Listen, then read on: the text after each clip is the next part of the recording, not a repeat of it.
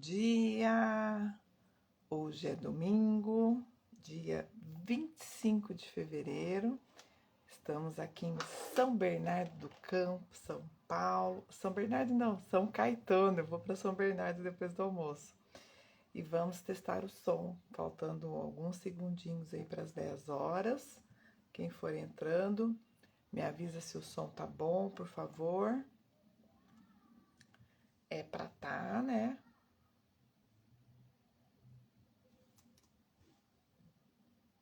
Oi, bom dia, Lê.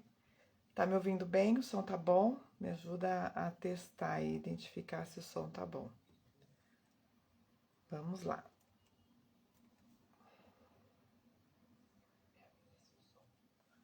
Parece que sim, né? Então tá bom. Pontualmente 10 horas, bom dia, sejam todos bem-vindos. Hoje nós vamos falar sobre O que Todo o Corpo Fala. É um livro do Joy Navarro e o Marvin Carlins, que contribuiu muito, mas o Joy ele é um ex-agente do FBI, extremamente conhecido e reconhecido mundialmente, e é um especialista da comunicação não verbal. É super especialista nos comportamentos não verbais, conforme a gente vai falar. E aí ele fala que a gente, depois que aprende a como funcionam os comportamentos não verbais, como a decodificar essa linguagem, eu diria, como isso muda a nossa vida, tá? Então é muito interessante. Para vocês terem uma ideia, tudo que eu fiz, o resumo que eu fiz aqui do livro, eu cheguei um pouquinho mais da metade. Não deu para colocar todos os comportamentos que eu queria, senão a gente ia estourar o tempo de novo. A gente tem só uma hora, então não vai dar, tá? Vale a pena. Tomara que vocês se animem, fiquem de fato instigados para ler esse livro, porque ele é muito bom mesmo, tá? Ele cita, inclusive, muitas vezes o Paul Ekman, que é também super especialista, né, de decifrar as emoções, ele vai mais para o lado emocional, mas o Joy traz ferramentas, técnicas, ideias e outra. Ele fala, ele cita vários estudos, tá? Eu não vou citar aqui, não vou conseguir fazer isso, senão ainda ia ficar ainda mais informação, mas todas as características, as variáveis que ele coloca, que ele explica, ele está se embasando nos estudos técnicos dele, na formação dele, né, enquanto especialista da lei, vamos dizer assim, ou de encontrar os furos da lei nas pessoas. Ele também teve a ajuda ali do Marvin, que é um psicólogo, e ele fala, tem vários estudos. E outra coisa, ele teve o cuidado, o zelo de pegar e trazer para a gente no livro as informações mais universais possíveis. O que eu quero dizer com isso? Que são comportamentos que foram detectados em diversos, vamos dizer assim, diversos países diferentes e comprovados independente da cultura. Até porque ele fala que a gente precisa prestar atenção na cultura, onde a gente está se manifestando. Então, às vezes, muitas vezes ele fala até daquele processo da reverência, né? Tem países que a reverência ou a inclinação do tronco, ela é um sinal de respeito. Em outros locais, em outras culturas, é um processo de submissão. Então, precisa se contextualizar. A gente já vai falar dos mandamentos e esse é um dos mandamentos. Você compreender o contexto da onde você está inserindo para fazer essa análise, tá bom? Bom dia, meu bem, bom dia, Deusa, bom dia, Fabi, sejam todos bem-vindos. Então, esse livro, Corpo Fala, essa edição que eu tô aqui, ela é uma edição recente no Brasil, tá? A tradução dela, ela é de 2021, se eu não me engano. Deixa eu só falar, porque é uma informação importante, porque tem exemplos aqui que são bem antigos. É 2021 a tradução desse aqui, mas o original, escrito em inglês americano, ele foi escrito em 2008, tá? Então essa edição ela já tem algumas atualizações em função das visitas do próprio Joy no Brasil que ele começa o livro no prefácio, na introdução, ele fala de quanto que o Brasil ajudou a ele na confirmação de muitas das características que ele traz no livro. Mais de 1 milhão de livros vendidos em todo o mundo. Você vai aprender a decodificar os sentimentos. Deixa eu virar aqui, porque eu tô me ajustando aqui com o novo suporte. Vamos lá. Vocês me avisam se der algum ruim aí, não der para ver ou ouvir bem, tá?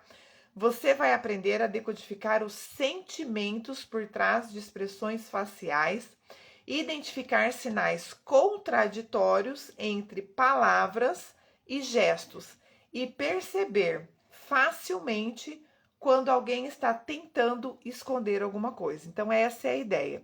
E para que a gente precisa ou gostaria de aprender isso? Tanto para a gente aprender nas nossas próprias manifestações, mas principalmente a gente aprender a compreender melhor o outro. Lembra aquela história de que às vezes você fala uma coisa e o corpo fala outra? Isso realmente acontece, tá? Vou aqui explicar um pouco como isso funciona, por que isso funciona desta forma. Bom dia, Lilian, seja bem-vinda. Então, Joy Navarro, já falei, é um ex-agente do FBI. Ele nos ensina a ler as pessoas e a dominar os segredos da linguagem corporal, para que, após compreender o comportamento não verbal, nós tenhamos uma visão mais profunda e significativa do mundo à nossa volta. Joy compartilha sua experiência e estudos para que consigamos entender melhor os sentimentos, os pensamentos e as intenções das pessoas ao nosso redor. Embora observar comportamentos não verbais possibilite uma leitura precisa de muitos tipos de comportamentos, o Joy nos alerta que usar a linguagem corporal pode detectar dissimulações e é uma tarefa dificílima, tá? Particularmente, conforme as palavras dele, difícil e desafiadora. Você identificar uma mentira real, ela é muito difícil através de um sinal só. Então, no final do livro, não vou trazer aqui, porque não consegui colocar tudo que eu gostaria para a live. Ele fala, tem um capítulo específico sobre a mentira, esse processo de dissimulação. E ele coloca, é muito legal, porque ele mesmo coloca que ele fala assim, eu, um especialista, falando isso para vocês. Então, dá cada vez mais segurança daquilo que ele traz para a gente no próprio livro, né? Então, aqui, ó, capítulo 8, Detectando Mentiras, tá? Tem muita informação, mas a gente não vai detalhar aqui. A gente vai falar de alguns sinais e explicar como que funciona, como que a gente acessa esse tal desse comportamento não verbal ou da linguagem corporal, como alguns preferem dizer. Bom dia, Bruno, seja bem-vindo. Ou seja, o Joy vai nos orientar a sermos muito cuidadosos antes de avaliar ou questionar a honestidade de uma pessoa apenas com base em sinais físicos. Mas ele também vai nos ensinar como que isso é real e como que funciona o nosso processo neural ou cerebral para que a gente muitas vezes exprima através da nossa linguagem corporal, do nosso comportamento não verbal, como ele gosta de chamar, a realidade daquilo que a gente está pensando, sentindo e muitas vezes com intenção de agir, tá? Através da nossa vontade. Para o Joy, o corpo humano é uma espécie de outdoor que transmite o que uma pessoa pensa por meio de gestos, expressões faciais e movimentos que podem ser interpretados. Quero ensinar como um especialista do FBI vê o mundo e as interações das pessoas, das relações com esse mundo, tá? Bom dia, Carol, seja muito bem-vinda. Então, ele mesmo fala que ele está trazendo, ele quer explicar como é que ele pensa, como é que o especialista do FBI identifica esses sinais. Essa é uma oportunidade de usar a linguagem silenciosa para enriquecer o próprio conhecimento sobre o que as pessoas pensam, sentem e pretendem fazer. Essa é uma parte muito legal que eu, até a leitura do livro, não tinha prestado tanta atenção assim. A comunicação não verbal é uma forma de transmitir informações por meio de expressões faciais, gestos, toques, movimentos, posturas, adornos corporais, às vezes enfeite, o tipo de brinco, colar, óculos que a gente usa, e até do tom, timbre e volume de voz de uma pessoa. E olha só, a comunicação não verbal, ela engloba aproximadamente de 60 a 65% de toda a comunicação interpessoal. O pessoal tá colocando aqui pelo WhatsApp que tá dando reflexo no meu óculos. Eu vou tentar melhorar aqui a posição da câmera, aí vocês me falam se ficou melhor, tá? Senão a gente volta. Me avisa aí. Acho que agora ficou melhor, né? Vocês me falem aí, tá bom? Então, a comunicação não verbal é a maior parte da nossa manifestação, tá?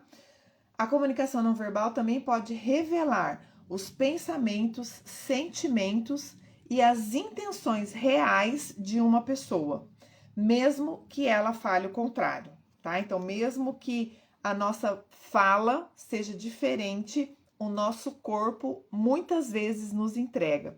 E isso é legal, é interessante. Ele cita muitos exemplos aqui de relações de pais e filhos, marido e mulher, patrão e empregado, né, líder e liderado. Então ele traz muito esse contexto das pessoas com as quais a gente mais convive para a gente identificar a realidade, a verdade, a honestidade, a sinceridade na manifestação delas e se isso está incoerente com aquilo que elas falam. A linguagem corporal geralmente é mais honesta do que os pronunciamentos orais de um indivíduo.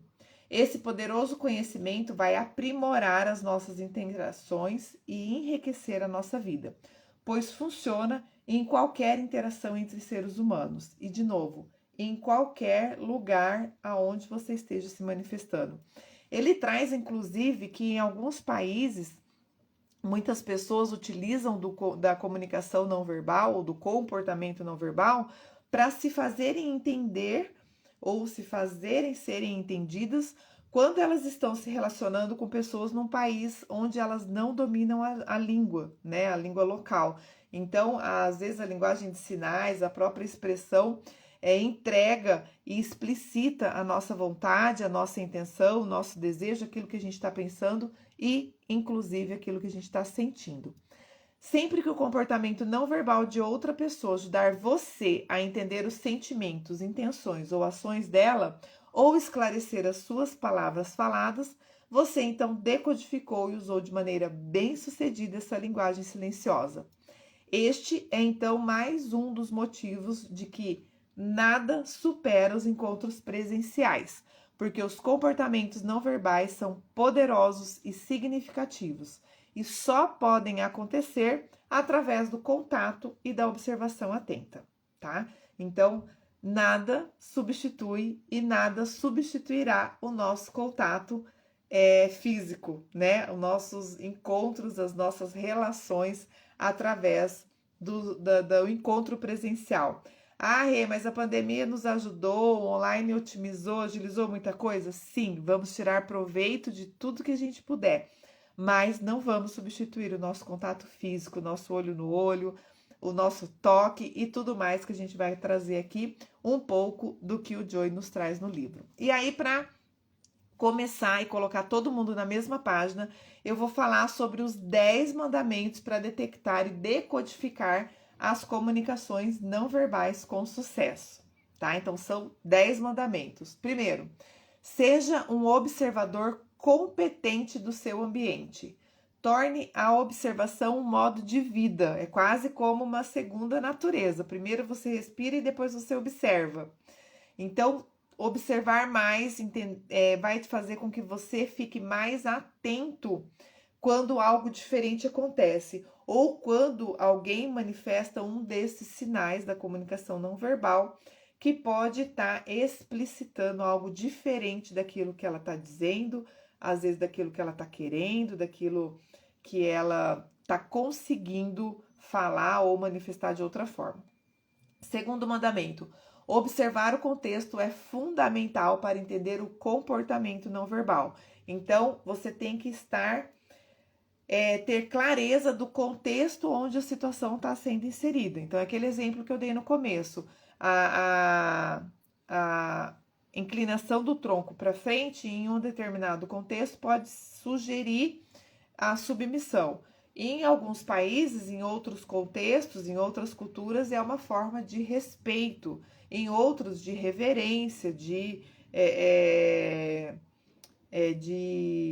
acanhamento, de contato, de cuidado, de desvio de olhar. Então, dependendo do contexto, a gente pode interpretar o mesmo sinal diferentemente, tá? Terceiro mandamento: aprenda a reconhecer e decodificar comportamentos não verbais que são universais, que independente da parte do mundo aonde você estiver, isso vai acontecer. Então, por exemplo, numa situação de perigo, a gente arregalar o olho, um susto, uma surpresa. Isso é universal, tá? Ele traz outras situações aqui também no livro. Quarto mandamento: aprenda a reconhecer e decodificar comportamentos não verbais idiosincráticos. O que quer dizer isso? São sinais quase exclusivos de uma pessoa em particular. Como que a gente identifica isso? A gente precisa ficar atento aos padrões daquela pessoa. Bom dia, Débora, seja bem-vinda. Então, a pessoa ela se manifesta sempre da mesma forma. Quando ela muda em determinado contexto, aquele jeito comum, natural dela se manifestar, quer dizer que algo pode estar errado ou muito errado. Quinto mandamento: ao interagir, tente estabelecer o comportamento padrão das pessoas. Como elas agem naturalmente? Você precisa ser capaz de diferenciar o semblante natural do estressado. Então, você precisa ser capaz de conhecer o normal daquela pessoa para poder identificar o anormal dela, tá? E o que é legal que o Joy traz aqui no livro, né? Que quanto mais a gente vai colocando em prática esses mandamentos na nossa rotina, no nosso dia a dia, a gente vai criando, como se a gente fosse criando um feeling, né? Uma especialização interna de percepção nossa, inclusive para os estranhos. É assim que ele fala das várias situações onde ele vai investigar suspeitos de crimes leves, crimes mais pesados, né, hediondos, como ele diz. Então, com o tempo, como você absorve, aprende a perceber essa nova linguagem, ou a linguagem não verbal, você passa a ter uma visão diferente do mundo, como ele mesmo falou. Você enriquece a sua percepção, tá? Então, isso passa a ser natural. E aí, aquilo que é facilitado a partir até desse quinto mandamento, né? Você ser capaz de diferenciar o semblante natural de um estressado ou normal de um anormal, você passa a conseguir fazer isso também com estranhos ou com pessoas que você não tem tanta convivência assim. E ele cita vários exemplos dentro da especialidade dele, né, no FBI, mas também exemplo, por exemplo, de uma entrevista de emprego, onde você vai falar pela primeira vez com uma pessoa que você nunca viu, às vezes uma apresentação de um projeto para você, sei lá, ganhar um determinado recurso, enfim, situações onde pessoas que não convivem, que você não está acostumada a identificar esse padrão, a partir do momento em que isso se torna quase que uma segunda natureza na sua manifestação, você passa a identificar com mais facilidade, mesmo em estranhos. Sexto mandamento: sempre tente detectar múltiplos sinais nas pessoas. Comportamentos que ocorrem juntos ou em sucessão, né? Um atrás do outro. Observe múltiplos sinais do corpo porque eles são confiáveis, tá? Que eles sejam confiáveis. Então, como ele fala lá da mentira, que é uma das formas mais difíceis, né, de identificar a dissimulação, qual que é a dica que ele dá lá? Que um jeito de você conseguir identificar uma dissimulação, uma mentira, é quando você aplica esse mandamento. Quando detecta múltiplos sinais naquela pessoa ou naquele contexto, tá? Nas relações daquele contexto. A pessoa desviou o olhar, passou a língua assim na boca, ficou apertando as mãos e tal, dentre vários sinais, a gente vai falar alguns deles aqui depois mais explicitamente para vocês conseguirem identificar, mas quando esses sinais se acumulam, a pessoa se manifesta mais de um, é certo que há um processo de dissimulação ali. Sétimo mandamento, é importante procurar mudanças no comportamento de uma pessoa que possam sinalizar alterações em seus pensamentos, emoções, interesses ou intenções de ação, tá? Dentro de um mesmo contexto, a pessoa reage normalmente da mesma forma. Se ela reagiu diferente, vale a pena ter um ponto de atenção ali. Aprender a detectar sinais não verbais falsos ou enganosos também é crucial. É preciso prática e experiência para aprender a diferenciar sinais autênticos dos sinais enganosos.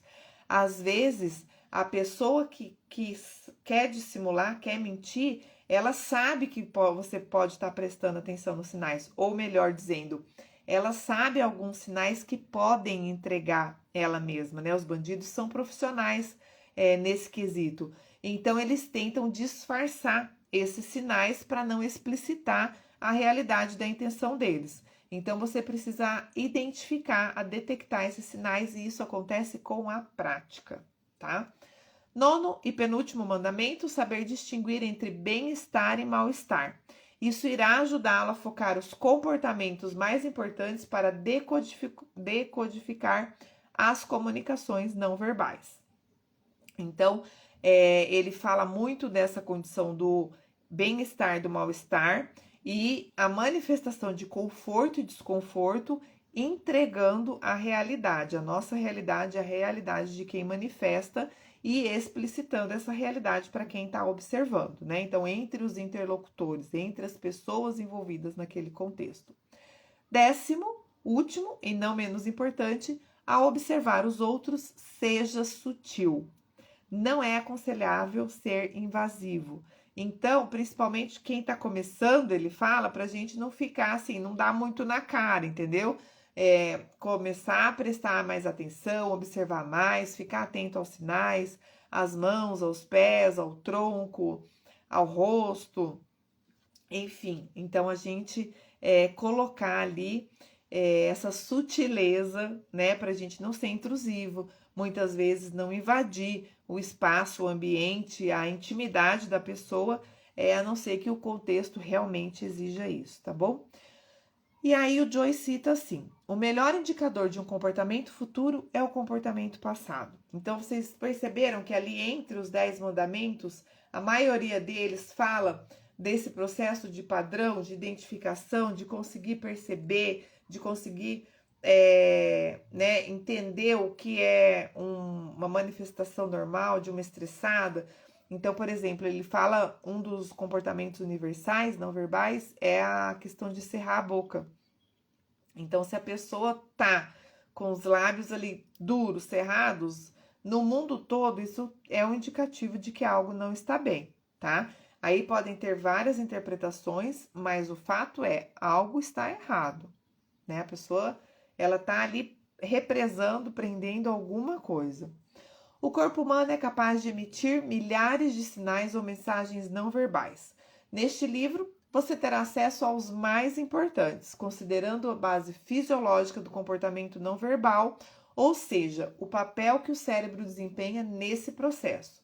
Depois de aprender por que e como o cérebro aciona o nosso corpo para expressar as emoções de maneira não verbal, nós vamos descobrir então como interpretar esses comportamentos, tá?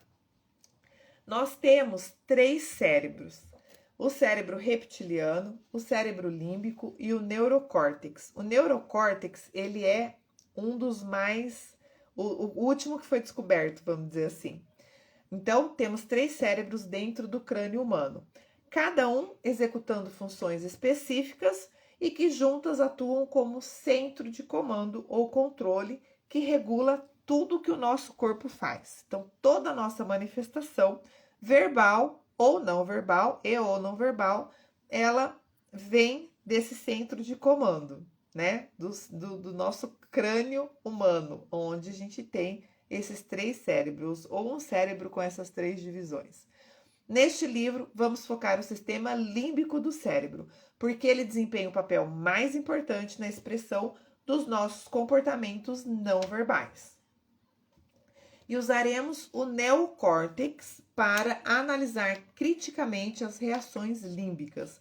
Então, eu vou explicar um pouquinho a diferença desses 3 cérebros, como o Joey gosta de chamar, e como que isso ajuda a gente na identificação desse comportamento não verbal.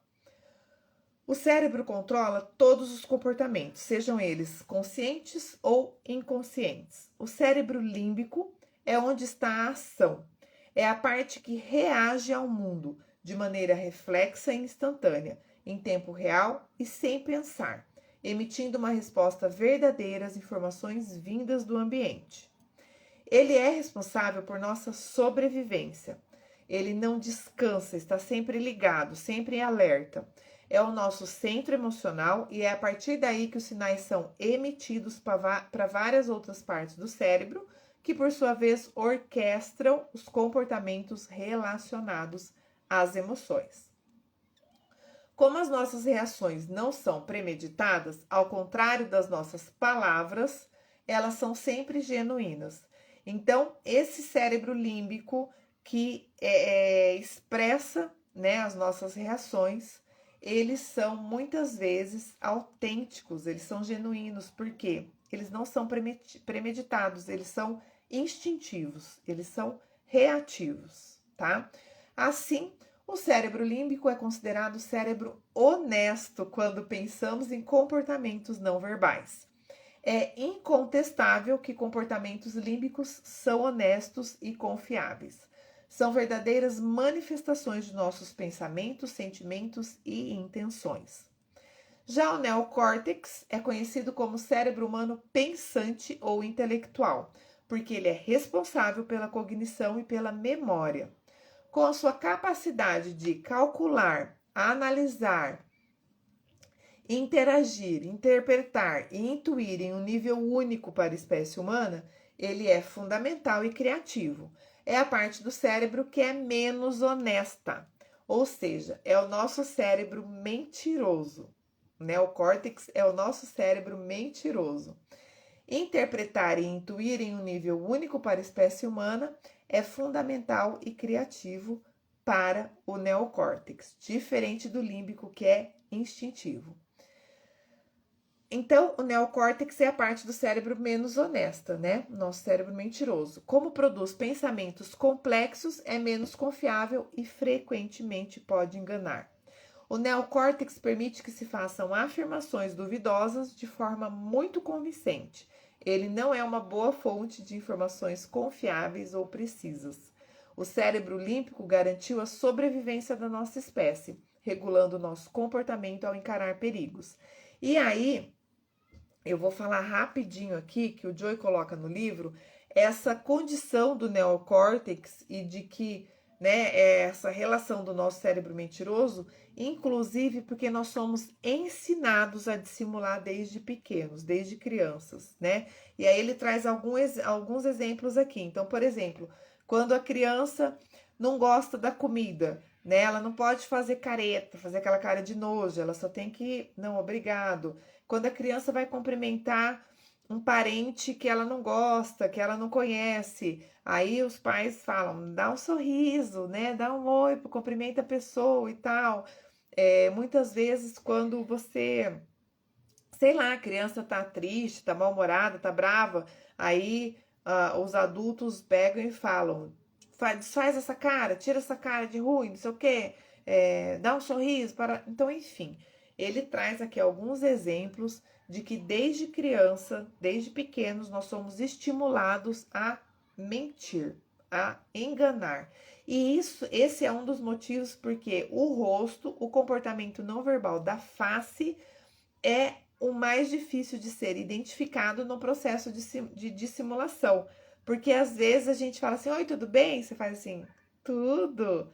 E você tá mal, tá com problemão, tá deprimido, tá triste, tá chateado e tá com um belo de um sorriso no rosto. Então a gente pode enganar melhor quando a gente às vezes usa o rosto, né, a face, a parte mais alta da nossa manifestação corporal ou do nosso comportamento não verbal.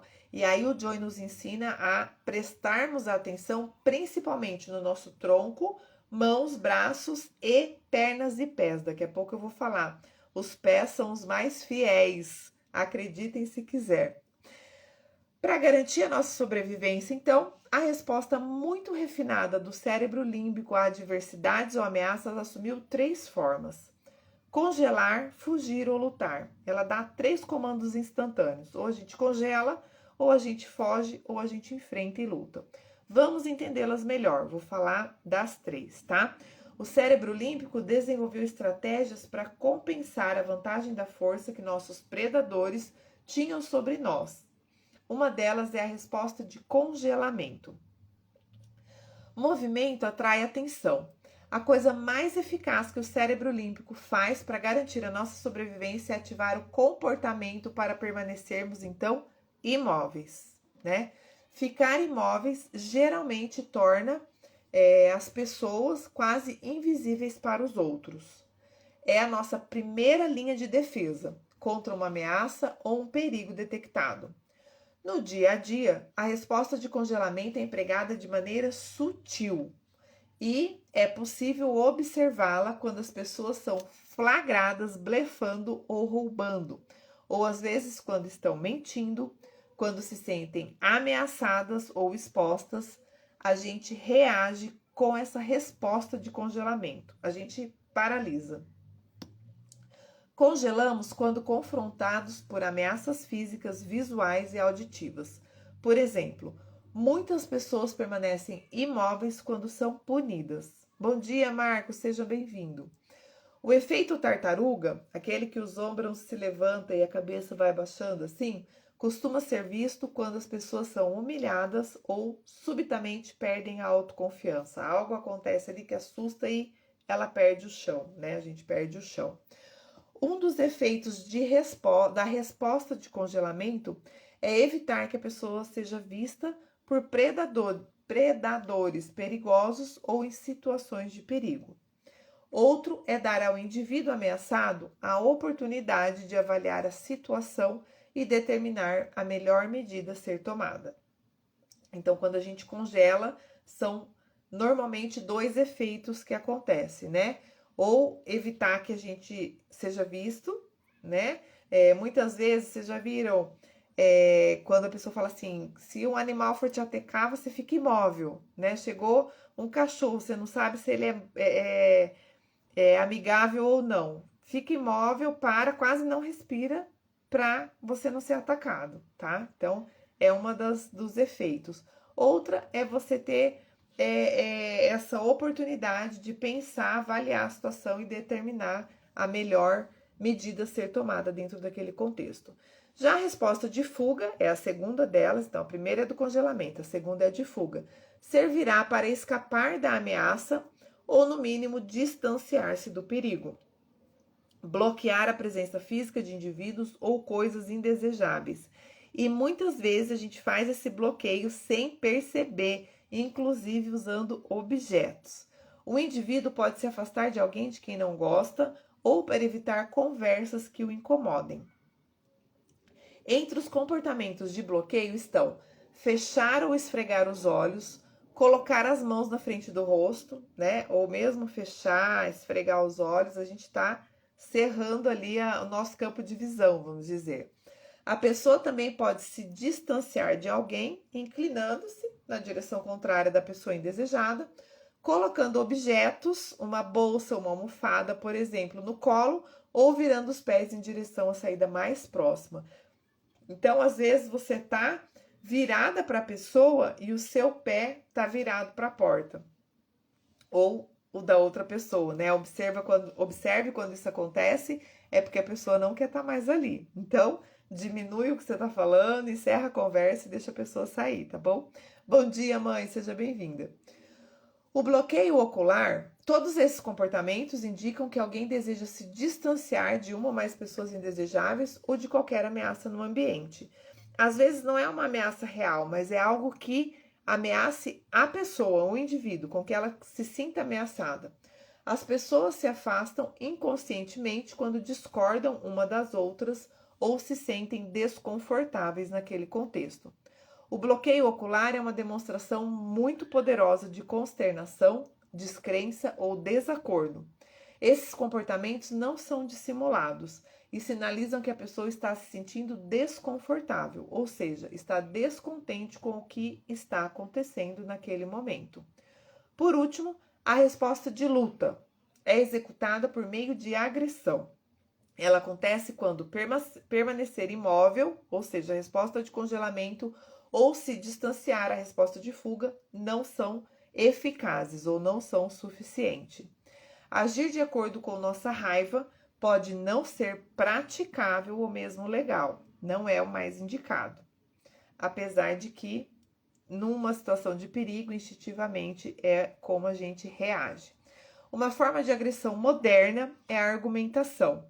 Argumentar de forma calorosa é essencialmente lutar por meios não físicos. Então, olha só, nos primórdios, a resposta da luta era partir para briga, partir para agressão física. Mas, nos tempos modernos, a gente já tem outros tipos de agressão, incluindo as agressões não verbais, né? Então, não é só o contato físico, a agressão física em si, são outros tipos de agressão. Uma delas, que o Joy cita aqui, é a argumentação. Outros tipos: insultos, ataques pessoais, contra-argumentos, menosprezo, incitação e sarcasmo. São todos, à sua maneira, equivalentes modernos de luta, por serem formas de agressão não verbais muitas vezes, ou verbais no caso dos insultos, da agressão, da própria argumentação, como ele cita. Lutar ainda faz parte do nosso arsenal límbico e do nosso mecanismo de defesa muitas vezes. Você pode ser muito agressivo sem contato físico, usando, por exemplo, apenas a sua postura, o seu olhar, como ele falou ali, o olhar de desprezo, estufando o peito ou violando o espaço pessoal de outras pessoas, sendo intrusivo ou invasivo, que é o 10º mandamento que ele pede para a gente não ser, para a gente ser sutil. A resposta de luta é o último recurso ao lidar com uma ameaça. Você deve evitá-la sempre que possível. Táticas agressivas podem resultar em confusão emocional, tornando difícil para a pessoa se concentrar e pensar claramente sobre a situação ameaçadora. Muitas vezes, quando a gente tem esse efeito aí, essa confusão emocional, a gente perde a capacidade de raciocinar, tá? Quando somos emocionalmente estimulados, a nossa capacidade de pensar de forma eficaz é afetada e nem sempre os resultados serão os melhores possíveis. A primeira diretriz do cérebro límbico é garantir a nossa sobrevivência como espécie. Ele é programado para garantir a nossa segurança, evitando perigo ou desconforto e buscando segurança ou conforto sempre que possível.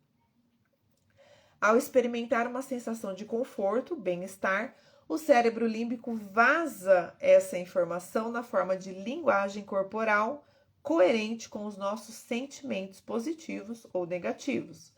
Quando nos sentimos angustiados, desconfortáveis, o cérebro límbico expressa um comportamento não verbal que reflete esse estado negativo, né?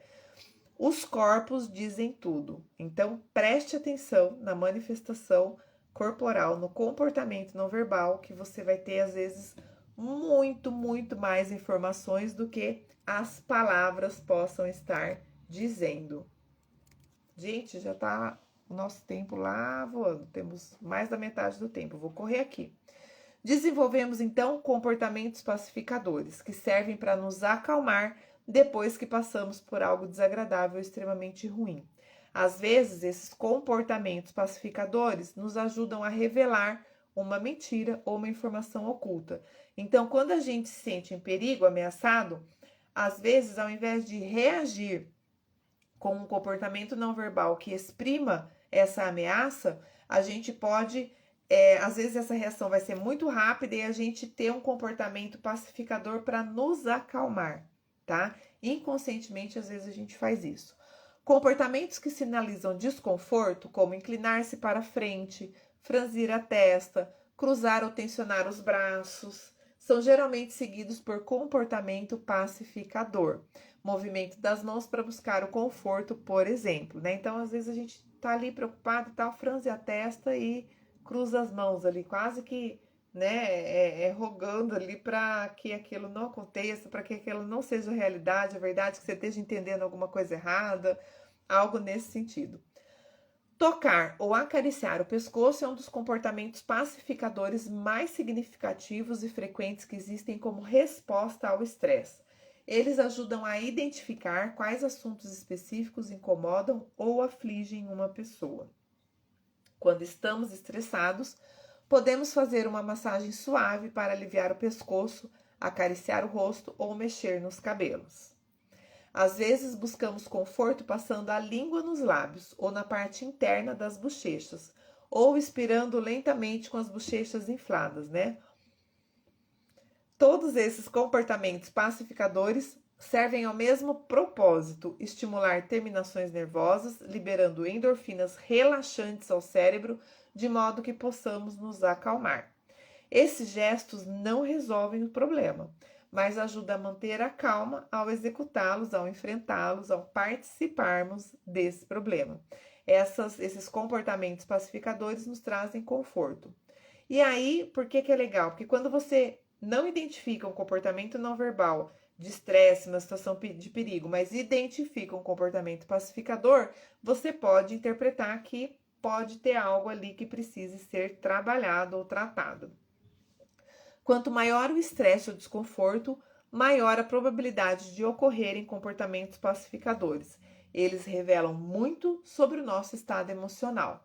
Vamos entender então alguns comportamentos e por que eles ocorrem. Então, a partir de agora, até o final da live, eu vou falar como funciona. Vou citar aqui os exemplos que ele dá, tá? E deixa eu mostrar aqui no livro para vocês entenderem que legal que é que ele traz, ó. Conforme ele vai explicando, ele traz as fotos das pessoas, igual ele tá falando aqui da manifestação das mãos, ó, tá vendo? Ele traz as fotos, né? Então, é muito didático o livro, é muito legal, vale a pena ver, ó, tá? Porque às vezes na hora que a gente fala, eu vou falar aqui para vocês, você vai ficar na dúvida de como foi essa inclinação do corpo, né? Como que foi esse franzir de testa, o que ele realmente quis dizer?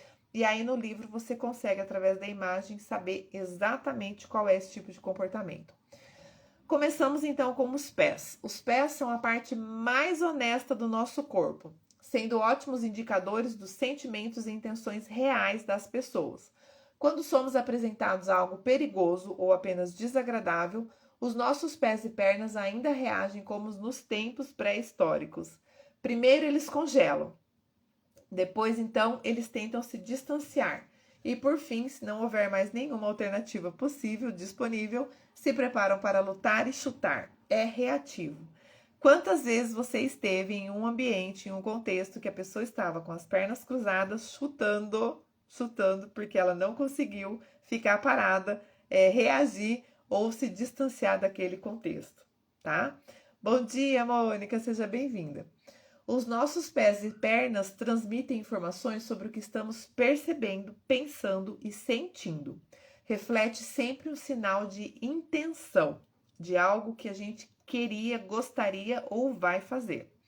Pés felizes são pés e pernas que balançam ou saltam de alegria. São um sinal de elevada confiança, um indício de que uma pessoa sente que está obtendo o que deseja ou que está em uma posição vantajosa para ganhar algo de valor para ela. Pés felizes significam que a vida é agradável. Já mover os pés e pernas pode significar simplesmente uma impaciência, ou quando estamos conversando com uma pessoa, nossa parte superior está virada para o interlocutor, mas se estamos descontentes com a conversa, os nossos pés apontam para a saída mais próxima. Quando uma pessoa vira os pés, normalmente é um sinal de desinteresse, um desejo de se distanciar de onde o interlocutor está posicionado. Virar os pés indica que a pessoa quer partir. Então, ó, vamos supor que a minha mão tá relacionada aqui como se fosse o pé, tá? Você tá conversando com a pessoa de frente para ela, as suas duas pernas e pés estão para frente. Se ela pega e tá com uma perna para frente e o outro vira para sair, isso é o mover os pés. Ela quer dizer que ela não tá tão confortável assim, ou que ela quer se posicionar, se dirigir para onde o pé dela tá indicando, ou às vezes até para uma saída, se não é, né, se não tem uma porta ali para onde o pé que ela virou tá direcionando, tá? Isso é instintivo, a gente faz sem perceber. Apertar os joelhos e alternar o peso entre os pés é um sinal de intenção de que a pessoa quer levantar e ir embora. Quando o pé aponta para cima, isso geralmente significa que a pessoa está de bom humor ou pensando em algo positivo. Você já teve com alguém ou conversou com alguém que tá os dois pés aqui no chão, aí ele põe assim para cima, apoiado só no calcanhar, né? Então, quando aponta para cima, ou mesmo sentado com a perna cruzada, se o pé tá apontado para cima, geralmente significa que a pessoa tá tudo bem, tá pensando em algo positivo ou de bom humor. Quando os pés passam de uma posição fixa no chão para uma de partida, o sinal de intenção pode ser de que a pessoa quer ir embora. Não segura essa pessoa, por favor. Quando as pessoas se veem em situações de confronto, as pernas se abrem, não apenas para conseguir mais equilíbrio, mas também para marcar território. Então, a pessoa que, né, costuma ficar em pé, ficar assim com a perna aberta, às vezes sentada, às vezes até a mulher, né, ela encosta o joelho e abre a perna, assim, abre os pés debaixo, às vezes coloca debaixo da cadeira ou não. Duas pessoas de pé discordando entre si nunca cruzarão as pernas para que não percam o equilíbrio. A abertura das pernas né, no âmbito territorial para demarcar território significa que as chances de os ânimos se exaltarem, tá? Então, dependendo do contexto, pode significar mais de uma coisa. Ficar em pé com os pés juntos envia um sinal errado a um possível antagonista, pois é interpretado como um sinal de submissão. Então, o pé junto, né, o pé unido, é como se for, é interpretado como um processo ali, como um sinal ali de submissão, tá? Cruzar as pernas é um termômetro particularmente preciso do seu grau de conforto diante de outra pessoa. Não cruzamos as pernas se nos sentirmos desconfortáveis. Então, a pessoa que em nenhum momento cruza a perna é porque ela está se sentindo confortável. Tá tudo bem, tá tranquila, tá exprimindo um certo bem-estar, tá tudo bem, entendeu? Se ela estiver desconfortável, não cruza a perna, nem em pé e nem sentado. A gente está mais acostumado a perceber o cruzamento das pernas quando a gente está sentado. E vale a pena a gente começar a prestar atenção nesse efeito, né, nesse cruzamento das pernas quando a gente está em pé, porque eles significam a mesma coisa, tá? Também cruzamos as pernas na presença de outras pessoas quando estamos nos sentindo seguros. E segurança colabora para o bem-estar, para o conforto. Então, você já conversou com alguém quando você estava em pé, que ela estava com as perninhas cruzadas, assim, que fica com a perna cruzada, né? Um pé para um lado, um pé para o outro? Isso quer dizer que tá tudo bem. Que está tranquila, que está confortável, que está sentindo bem-estar e tudo mais. Normalmente, cruzamos as pernas quando nos sentimos à vontade. O surgimento de alguém de quem não gostamos, fará com que as descruzemos. Ou tá ali conversando, né, de pernas cruzadas, todo mundo à vontade. Aconteceu algo, alguém falou alguma coisa que gerou desconforto na pessoa, ela pode descruzar as pernas. A maneira como andamos também reflete o nosso humor e a nossa atitude. Os cientistas reconhecem aproximadamente 40 formas de andar. Olha só, às vezes a gente não presta atenção na forma como as pessoas andam, né? Aí vou falar algumas dessas 40 formas para a gente ter ideia, né? Porque quando eu li isso aqui, aproximadamente 40 formas de andar, eu falei, só penso em andar rápido ou devagar, né? Mas tem algumas outras. Andar rápido, andar devagar, andar descontraído, andar preguiçoso, um andar cansado, um andar arrastado. A pessoa que anda sempre né, tirando os pés do chão. De repente ela começa a andar arrastado, pode ser sinal de que tem algo aí. Um andar altivo, saltitante. Mancar sempre significa alguma coisa, normalmente uma dor. Dançar, desfilar. Você já conhece alguém, uma pessoa que ela anda, parece que ela tá dançando? Ou outras pessoas que parece que estão desfilando, tá na passarela ao atravessar a rua? Andar nas pontas dos pés. Então, são algumas das mais de 40 formas ou das 40 formas reconhecidas de andar. As mudanças na maneira como as pessoas geralmente andam podem refletir alterações em seus pensamentos e emoções. A mudança na forma de andar pode refletir aquilo que ela está pensando ou a sua emoção, algo que às vezes está acontecendo com a pessoa naquele momento, naquele contexto específico. Fique atento à mudança no comportamento, né? A mudança do jeito que a pessoa está andando ou a mudança de padrão, como nos orienta o mandamento, né? Lá um dos 10 mandamentos. Quando uma pessoa fala com você, com os pés apontando para outra direção, isso é um bom indicativo de que ela quer estar em outro lugar, como a gente já falou em relação aos pés, né? Então, a gente anda, indica algo, né? A nossa forma de andar indica alguma coisa. E os nossos pés, eles, como é que eu posso dizer? Eles nos entregam, vamos dizer assim, né? Eu achei, assim, foi uma das coisas que eu fiquei mais impressionada. Foi como que os nossos pés nos entregam. Eu nunca imaginei que o pé fosse capaz de nos entregar dessa forma.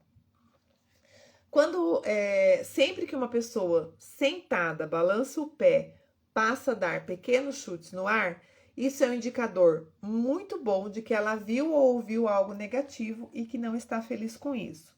Então tá tudo bem ali, a pessoa tá balançando o pé, tá com o pé apontado para frente, daqui a pouco começa a chutar, quer dizer que algo de errado aconteceu, tá? Ou ela percebeu, se sentiu atacada, se sentiu ameaçada, é um indicador de mal-estar, de desconforto. Pessoas tendem a restringir os movimentos dos braços e das pernas quando estão mentindo. A falta de movimento é indicativo de dissimulação e também de autolimitação e cautela. E pessoas nervosas e mentirosas a utilizam para amenizar as suas preocupações. Então, fique atento. Como que você sabe se a pessoa está restringindo os movimentos dos braços e das pernas quando elas estão mentindo? Você precisa saber qual é o padrão, o movimento padrão daquelas pessoas, tá? Normalmente, pessoas que a gente convive, a gente vê isso rapidamente, né? É quase que instantâneo. Às vezes, uma pessoa sinaliza o estresse tentando esconder completamente os próprios pés. Observe quando alguém move os pés para debaixo da cadeira, tá? Então, às vezes, isso acontece, né? Tá com o pé assim virado para o lado, de repente coloca embaixo da mesa, se move, né? Vira o tronco e guarda os pés, como o Joey gosta de dizer. Os pés e as pernas são as partes mais honestas dos nossos corpos. Olha só. Os pés e as pernas são as partes mais honestas do nosso corpo. Por quê?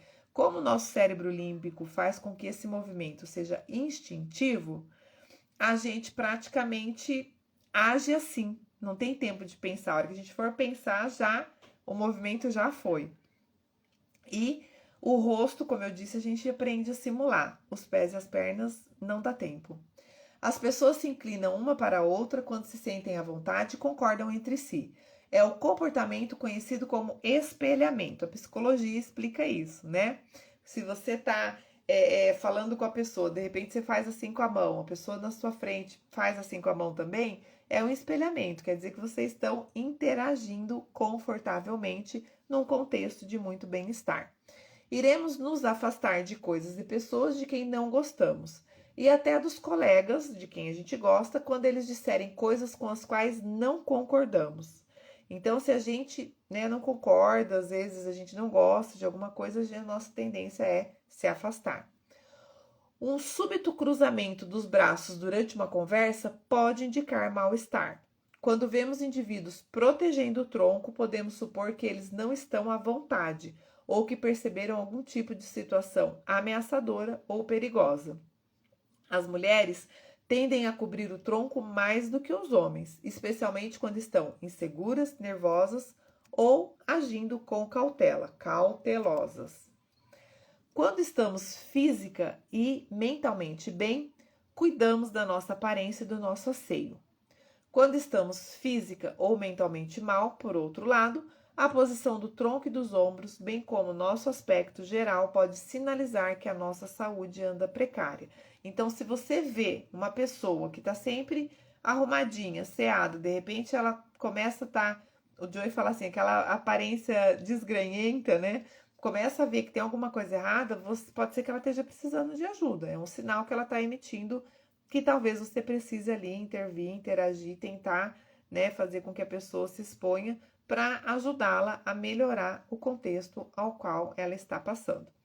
A pessoa deprimida inclina-se enquanto caminha ou está em pé. Parece que o peso do mundo as coloca para baixo. Encolher os ombros parcialmente indica desonestidade ou insegurança. Encolhemos os ombros para indicar dúvida ou falta de conhecimento. Tipo aquele movimento assim, né? E aí ele fala para prestar atenção quando é um ombro só e quando são os dois ombros, tá? Quando são os dois ombros, é fato, né, que tem algum processo ali de insegurança ou de desonestidade, de dissimulação ou mentira. O movimento dos braços é uma demonstração verdadeiramente de felicidade.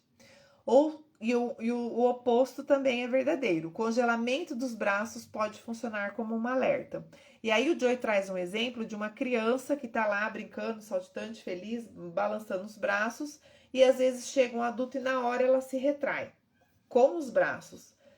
E aí ele cita várias situações de abuso, vários tipos de abuso que as crianças sofreram que refletiram nesse comportamento não verbal e muitas vezes ajudaram a identificar né, uma situação ali complicada para a criança e resolver ajudar aquele contexto.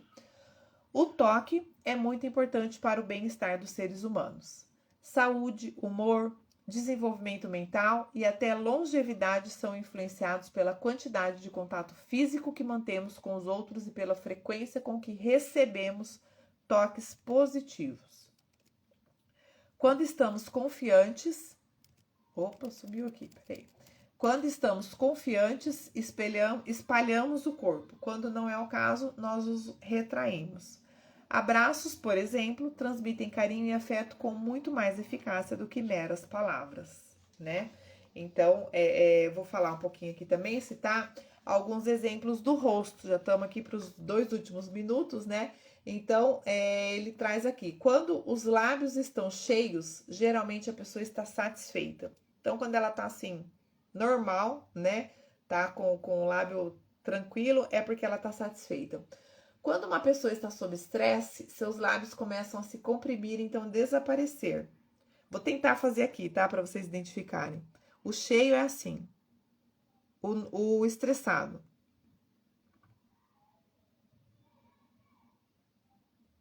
Tá? Então, mais ou menos, não sou muito boa nisso, mas é isso que acontece. Quando os lábios desaparecem e os cantos da boca se voltam para baixo, as emoções e a autoconfiança estão em baixa, enquanto a ansiedade, o estresse e as preocupações estão em alta. Por outro lado, quando a pessoa tá sorrindo, né, tá com o lábio escancarado para cima, quer dizer que ela tá muito feliz numa manifestação de bem-estar. Assim como as sobrancelhas arqueadas, os olhos, as pupilas dilatadas podem explicitar um comportamento não verbal de surpresa, estresse, incompreensão e, de certa forma, algum tipo de desconforto. Uma das melhores maneiras de garantir um bom relacionamento com alguém é tocar essa pessoa no braço em algum lugar entre o cotovelo e o ombro, tá? E aí a gente tem que ter cuidado, né, para também não ser invasivo e não ser intrusivo, tá? Entre o cotovelo e o ombro, né? Normalmente aqui, nessa região aqui do dorso. Em geral, o breve toque costuma ser algo bom e seguro para iniciar o contato humano e permitir que outras pessoas saibam que você quer se dar bem com elas. Quando se trata de comportamentos humanos, existem basicamente 2 tipos de sinal. os verbais e os não verbais. Aprendemos a identificar os verbais desde que nascemos e muitas vezes nos esquecemos dos não verbais. Então, no nosso último minuto, últimos segundos, eu vou encerrar a live com uma frase que meio que resume tudo, que retrata exatamente aquilo que o Joy nos fala e eu copiei aqui igualzinho tá no livro. Espero que, é o Joy falando, não sou eu, tá? Espero que, compreendendo o comportamento não verbal, você tenha uma visão mais profunda e significativa do mundo à sua volta, tornando-se capaz de ouvir e ver as duas linguagens, a falada e a silenciosa, que se combinam para apresentar a rica e complexa tapeçaria da experiência humana em toda a sua encantadora complexidade. Então, o Joy nos traz essa reflexão e nos ajuda a identificar e a compreender as formas, né, faladas e silenciosas de manifestação das pessoas e de como a gente se manifesta também com as outras pessoas, tá bem? Beijo grande, amanhã já volto para Foz, domingo que vem estaremos novamente na live e vamos falar sobre prosperidade, tá? Ciência da Prosperidade, da coleção Segredos da Mente Milionária. Obrigada a todos que estão acompanhando a gente aqui durante todos os domingos. Tem gente que não consegue em função do horário, assiste depois, eu recebo bastante feedback. Adoro quando vocês me dão feedback, tanto positivo quanto negativo, o que vocês gostaram, o que vocês não gostaram, o que precisa ser melhorado, tá bom? Excelente fim de domingo para todos e uma semana maravilhosa já. Última semana do mês, tá bom? Que seja um fechamento de mês incrível para todo mundo e que venha março por aí, né? Beijo grande e até semana que vem, até domingo que vem.